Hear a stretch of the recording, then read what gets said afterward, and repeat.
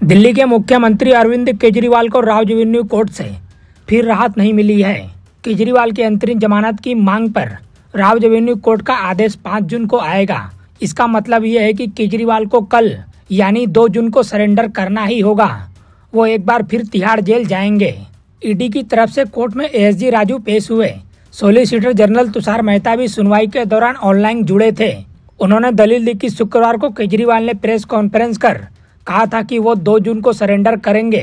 उन्होंने ये नहीं कहा कि वो कोर्ट के आदेश का इंतजार करेंगे। ऐसे बयान देकर वह कोर्ट को गुमराह कर रहे हैं। केजरीवाल की तरफ से पेश हुए एन हरिजन ने कहा कि जो बयान केजरीवाल ने दिया उनको इसके बारे में जानकारी नहीं है, वो राजनीतिक व्यक्ति नहीं है। तुषार मेहता ने कहा कि केजरीवाल कोर्ट को मिसलीड कर रहे हैं और तथ्यों को छिपा रहे हैं। स्वास्थ्य स्थितियों सहित कई तथ्यों को छुपाया गया है। एएसजी राजू ने बहस की शुरुआत करते हुए कहा कि यह अंतरिम जमानत केवल चुनाव प्रचार के लिए थी। इनको 2 जून को सरेंडर करना है। सुप्रीम कोर्ट ने अपने पिछले आदेश में कहीं भी ये नहीं कहा कि अरविंद केजरीवाल अपनी अंतरिम जमानत बढ़ाने की मांग को लेकर याचिका दाखिल कर सकते हैं। एएसजी राजू ने आगे कहा कि अरविंद केजरीवाल की याचिका स्वीकार करने लायक नहीं है। इसे तुरंत खारिज कर दिया जाना चाहिए। जहां तक नियमित जमानत का सवाल है तो उन्हें हिरासत में होना चाहिए। आज की तारीख में वे हिरासत में नहीं हैं। उन्होंने कहा कि सुप्रीम कोर्ट ने अंतरिम जमानत दी थी, तब भी इनकी तारीख बढ़ाने की मांग की गई थी। ये 5 जून तक तारीख बढ़ाने के लिए कह रहे थे, लेकिन अदालत ने मना कर दिया। अरविंद ने कल शुक्रवार को भी जनता के सामने कहा कि वो 2 जून को सरेंडर करेंगे।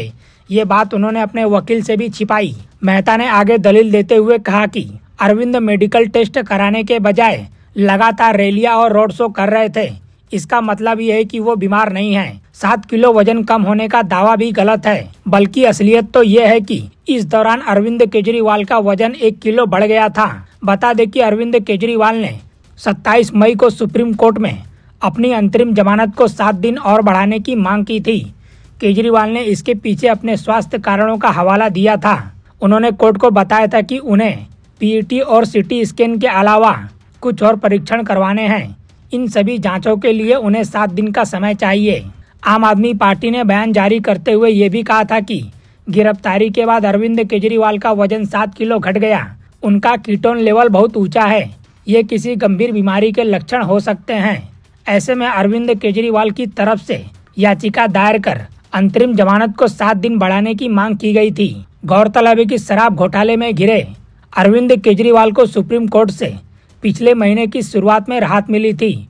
सर्वोच्च न्यायालय ने लोकसभा चुनाव के मद्देनजर अरविंद केजरीवाल को 1 जून तक अंतरिम जमानत देने का फैसला किया था।